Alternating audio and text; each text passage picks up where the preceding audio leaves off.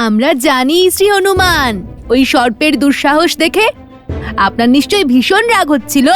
আপনি চিন্তা করবেন না, আপনার প্রতিশোধ আমরা নেব। আপনি নির্ভয়ে অযোধ্যায় ফিরে যান। আর হ্যাঁ, ওই অশ্বকে আমরা ঠিক খুঁজে নেব, তাই না দাদা? হ্যাঁ হ্যাঁ, নিশ্চয়ই খুঁজে নেব। শ্রী হনুমান তো আমাদের কথা শুনছেনই না।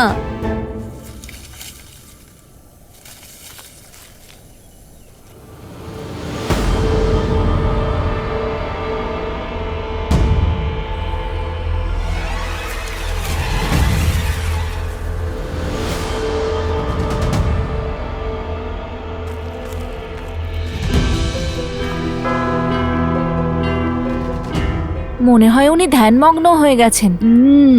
এমনি এমনি শ্রীরামের এত বড় ভক্ত নাকি উনি? চলো আমরা অশ্ব খুঁজি।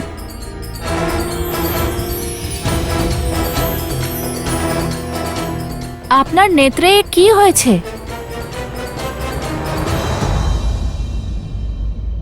শ্রী হনুমান, আপনি আমাদের দেখতে পাচ্ছেন? যে সামনে আছে তাকে আমি দেখতে পাচ্ছি, আর যে লুকিয়ে রয়েছে তাকেও।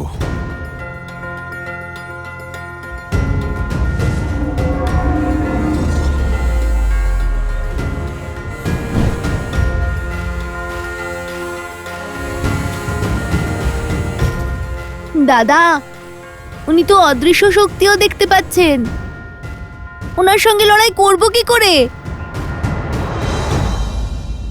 সোমকর্ণ, উত্তর দাও, কোথায় লবকুশ? উত্তর দাও সোম। আমাকে যেতে হবে, ও অনর্থ হয়ে যাবে। আর আটকাতে পারছি না। মাথা খুব ব্যথা করছে। আমি এখনই আসছি।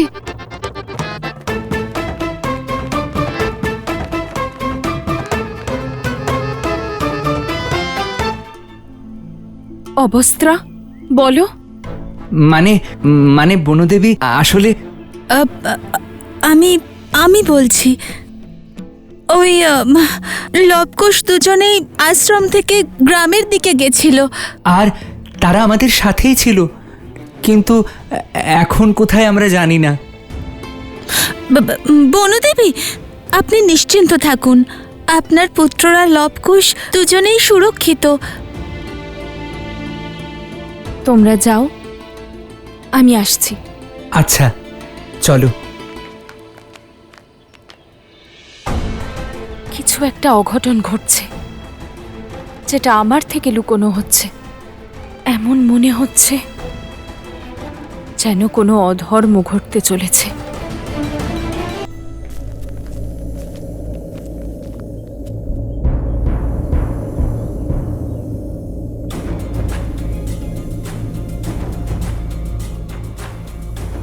বলেছিলাম না, রাম ভক্ত হনুমানের দৃষ্টি থেকে লুকিয়ে থাকতে পারবে না ধূর্ত সর্প।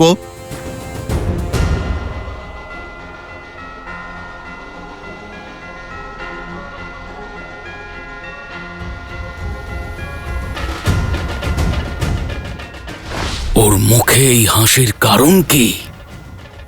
ও কি আমাকে দেখতে পাচ্ছে নাকি?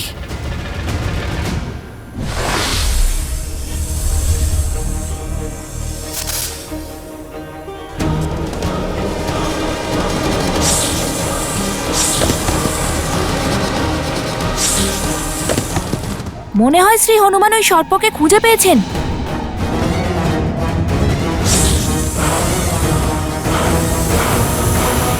জয় শ্রীরাম। কুশ, উনি চলে যাচ্ছেন। এক মুহূর্তের জন্য ওনাকে চোখের আড়াল করা যাবে না।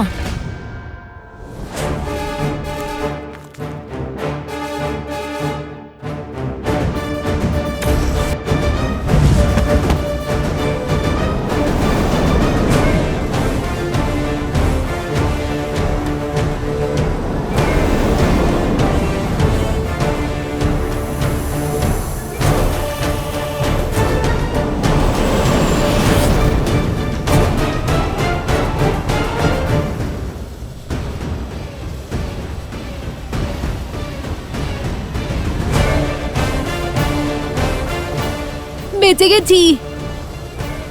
না, সামনে দেখো। হ্যাঁ, এটাই সেই জায়গা যেখানে শ্রী হনুমানকে নাগ পাশে বেঁধেছিল ওই দুই ঋষি কুমার। এখন ওরা কোথায়? যেখান থেকে তারা এসেছিলেন সেই গ্রামটা কাছেই, হতে পারে সেখানেই ফিরে গেছেন। না, আমার মনে হচ্ছে না যে ওরা ওখানে গেছে। আর এখানে আশেপাশে শুধুই জঙ্গল। দূরে উত্তরে অবশ্য একটা আশ্রম আছে ভগবান বাল্মীকির। দাদা, তোমরা সবাই এখানেই খোঁজো, আমি আশ্রমের দিকে যাচ্ছি। চলো সারথি। লক্ষণ,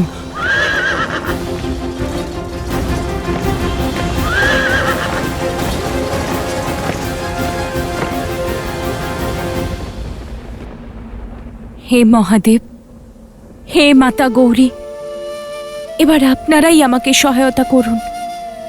আমার মন শান্ত করার পথ দেখান আমায়।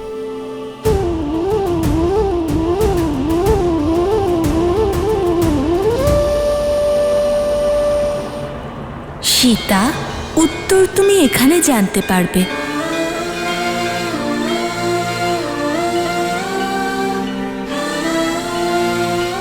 মাতা ত্রিপুরা সুন্দরী?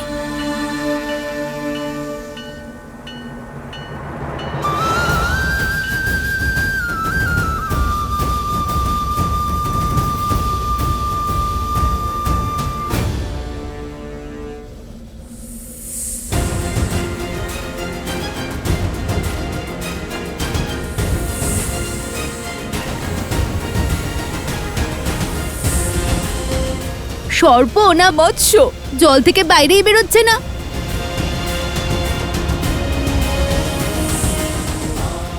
যাক, অন্তত ভূমিতে তো এলো।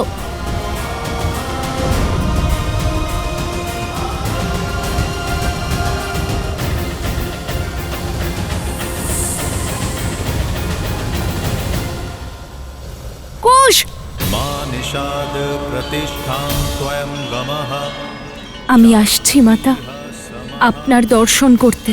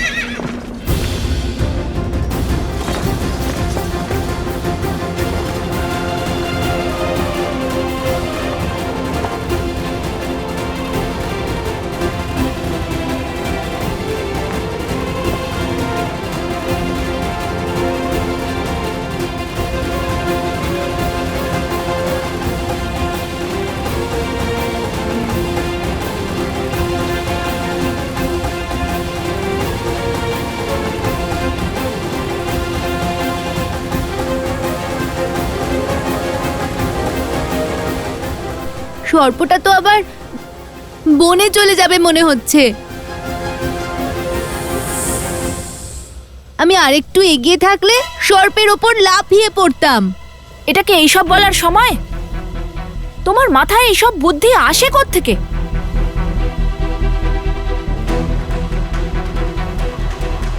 দাদা, কুশ, মাতা রক্ষা করো, রক্ষা করো মাতা, রক্ষা করো মাতা, মাতা রক্ষা করো। লবকুশ, এখানে ওদের রক্ষা করব না, ওই দুষ্টকে ধরবো। মাতা রক্ষা করো।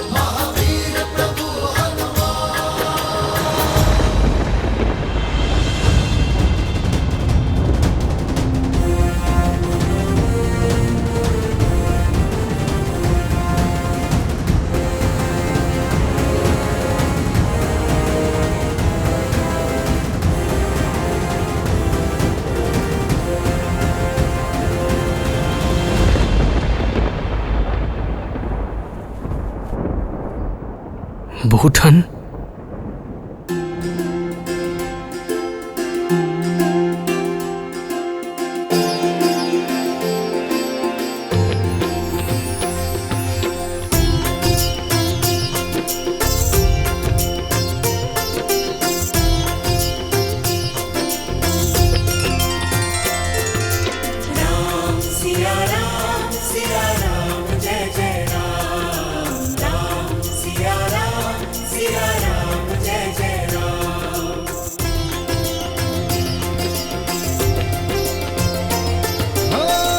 मंगल भवन मंगल हारी, द्रवहु सुदशरथ अजर बिहारी।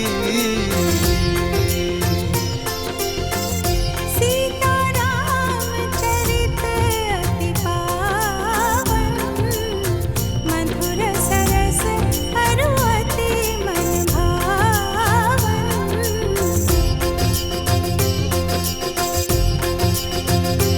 होई सोई जो राम रचि राखा, को करि तरत बढ़ावे सा। ওই ওই দুই ঋষি কুমার শ্রী হনুমানকে নাগ পাশে বেঁধে ফেলেছে। हो रघुकुल रीत सदा चली आई, प्राण जाए पर वचन न जाई।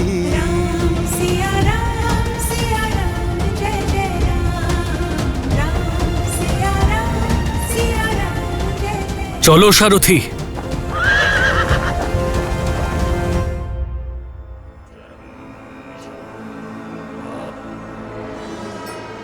আর মাত্র অর্ধেক প্রহর বাকি। বাকি অর্ধেক প্রহরেই সেই অশ্ব আর এই গুরুকুলের স্বপ্ন বিধ্বস্ত হয়ে যাবে। এসো, এই শক্তিশালী রাজ্যের শক্তি ছিনিয়ে নেওয়া, এই স্থির রাজ্যকে অস্থির করার মতো অকাট্য অভেদ্য বিষ দেওয়া যাক। সবার মনে সেই বিষ ভরা যাক, যাতে অশ্ববধ হওয়ার পর সবার মনে ক্রোধ জন্মায়। ওদিকে রাম নিজের পুত্রের সাথে যুদ্ধ করবে, আর এদিকে অযোধ্যাবাসী তার বিরুদ্ধে আচরণ করবে। অযোধ্যার ভূমিতে এমন অদ্ভুত গুরুকুল নির্মাণকারী ব্রাহ্মণদের আমার প্রণাম। আয়ুষ্মান ভব।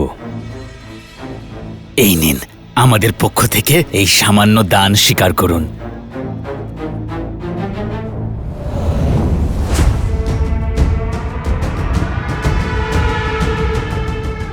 ব্রাহ্মণদেব, এই গুরুকুল শীঘ্রই আরম্ভ হয়ে যাবে, তাই না? হ্যাঁ হ্যাঁ, অবশ্যই। এতে কি আপনার কোনো সন্দেহ আছে? না না, আমি তো শুনেছি এই অশ্বমেধ যজ্ঞ সম্পন্ন হতেই এই গুরুকুল আরম্ভ হয়ে যাবে, কিন্তু এটাও শুনছি যে অশ্বমেধ যজ্ঞ কখনো সম্পন্নই হবে না। অর্থাৎ? আমি কি জানি, আমি তো সর্বদা অযোধ্যার সেবক হয়ে থেকেছি। আমি তো শুধু এইটুকু জানতে পেরেছি যে যজ্ঞের অশ্বকে দুই বালক আটকে রেখেছে, আর তাছাড়া রাজানুজ শত্রুঘ্নকেও পরাজিত করে মূর্ছিত করে দিয়েছিল ওই দুই বালক। কি? দুজন বালক?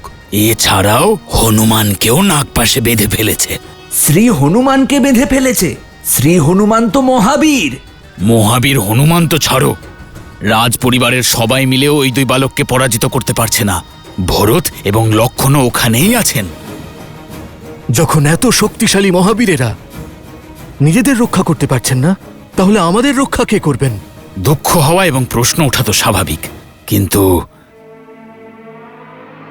এর উত্তর দেবে কে?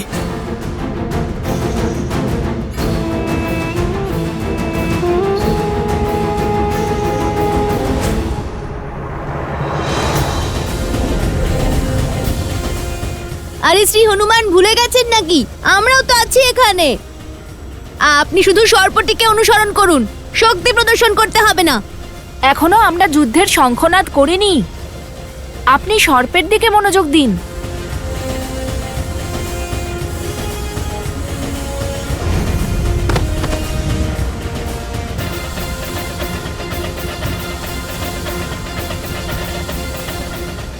কুশ, ওই সর্পকে ধরার পরেই আমরা অশ্বমেধের অশ্বের কাছে পৌঁছতে পারবো। তার আবার কিসের ভয়? যাকে রাম রক্ষা করে। জয় শ্রীরাম।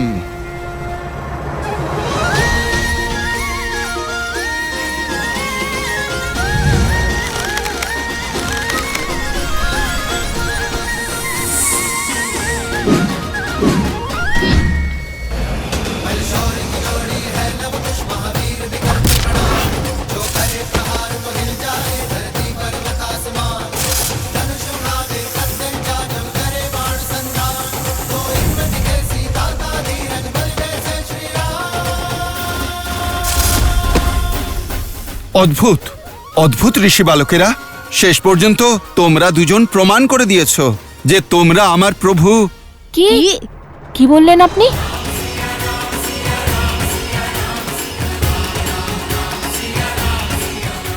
যে আমরা আপনার প্রভুর সম্মুখীন হতে, ওনার সম্মুখে দাঁড়াতে সক্ষম, তাই না? হ্যাঁ হ্যাঁ, আমি তো সেটাই বলছিলাম। বেঁচে গেছি। জয় শ্রীরাম। বেশ, তবে শীঘ্রই শ্রীরামকে আমাদের প্রশ্নের উত্তর দিতেই হবে। আর যদি উনি সেটা না করেন তাহলে গুরুকুলের কার্য সমাপ্ত হতে চলেছে মহারাজ, আর শুধু শিক্ষকদের নিয়োগ করা বাকি আছে। আমরা মহারাজের সাথে দেখা করব। না না, আমাদের সঙ্গে দেখা করতেই হবে ওনাকে।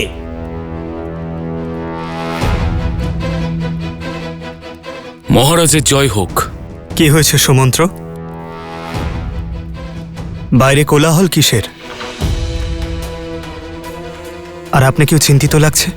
প্রজারা চিন্তায় আছে মহারাজ। অযোধ্যাবাসী অশ্বের লুপ্ত হওয়ার সংবাদ পেয়ে গেছে। সকলে বাইরে দাঁড়িয়ে আছে। আপনি ওদের একবার দেখা দিন। কেবল এক প্রহর বাকি আছে। সূর্যাস্তের পর ওই অশ্ব অগ্নিকুণ্ডে পড়ে ভস্ম হয়ে যাবে। সেই গুহার মধ্যে না থাকবে অশ্ব, আর না হবে অশ্বমেধ যজ্ঞ। মকরধ্বজের জন্ম মহাবলী হনুমানের শরীর থেকে ঝরে পড়া একটি শ্বেত বিন্দু থেকে হয়েছিল, যা একটি স্ত্রী কুমির গ্রাস করেছিল।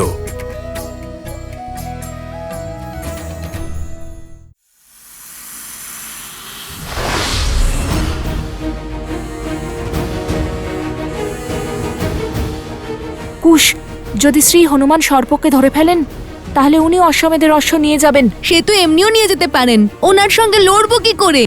ওনাকে আটকাতে হবে। শ্রী হনুমান, দাঁড়ান দাঁড়ান দাঁড়ান, আপনি বিশ্রাম নিন।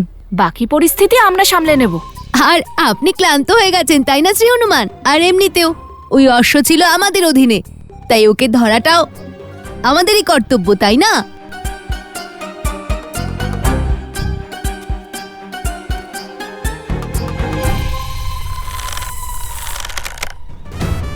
এবার তোমার সামনে কেবল দুটো পথই খোলা আছে। হয় তোমার মৃত্যু ঘটবে, নয় জীবনদান। অশ্বের খোঁজ দিয়ে দিলে জীবন দান করব, চুপ করে থাকলে মৃত্যু। শুরুটা তো অদ্ভুত। মনে হচ্ছে সত্যিই সামলে নেবে। মায়াবীকে মৃত্যুর ভয় দেখাচ্ছ?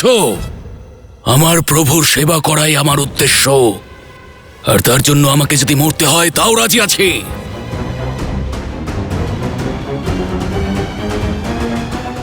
কেবল এক প্রহর বাকি আছে। সূর্যাস্তের পর ওই অশ্ব অগ্নিকুণ্ডে পড়ে ভস্ম হয়ে যাবে। সেই গুহার মধ্যে না থাকবে অশ্ব, আর না হবে অশ্বমেধ যজ্ঞ।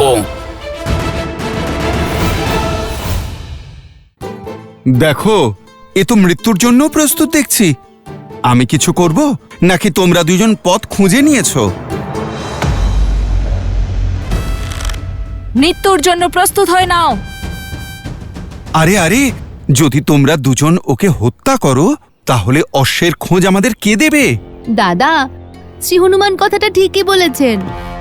কে জানে আমরা অশ্বটা পাবো কি না। আমার তো এই দানবকে অত্যন্ত বুদ্ধিমান মনে হচ্ছে। আমার মনে হয় না ও অশ্বকে এমন জায়গায় লুকিয়ে রেখেছে যেখান থেকে ওকে খুব সহজেই পাওয়া যাবে। আমার মনে হচ্ছে এই সর্প শুধু বুদ্ধিমান নয়, অতি বুদ্ধিমান। কারণ এখনো তো আমরা এটাই জানতে পারিনি যে ও ওই অশ্বকে কোথায় লুকিয়ে রেখেছে। ও আর কতক্ষণ সুরক্ষিত থাকবে? দেখো, কেবল এক প্রহর বাকি আছে। সূর্যাস্তের পর ওই অশ্ব অগ্নিকুণ্ডে পড়ে ভস্ম হয়ে যাবে। ওই গুহার মধ্যে না থাকবে অশ্ব, আর না হবে অশ্বমেধ যজ্ঞ।